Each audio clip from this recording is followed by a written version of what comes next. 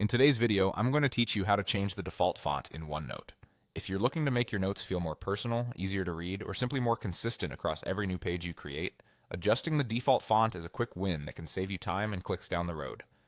First, a quick note about versions.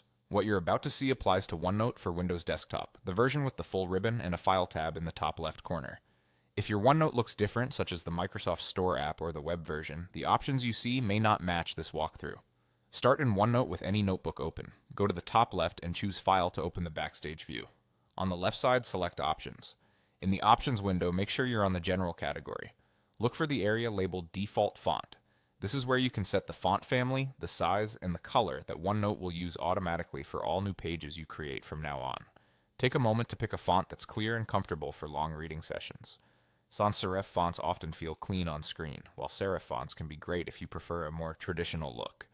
For size, choose something readable at a glance. Many people find 11 to 12 points ideal on larger screens, and 13 to 14 can help on higher resolution displays.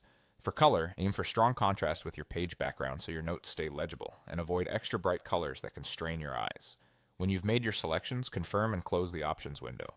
Your choices are saved immediately, and OneNote will apply them to any new page you create from this point forward. You can test this by adding a new page. The cursor and any text you type should now use the font, size, and color you selected. It's important to know that this change doesn't retroactively affect existing notes. Anything you've already written will keep its current formatting.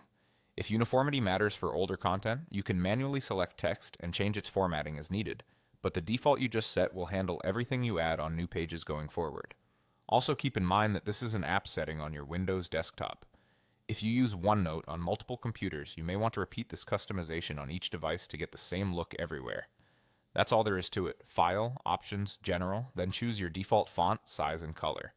With that small change, your future notes will start out exactly the way you like them.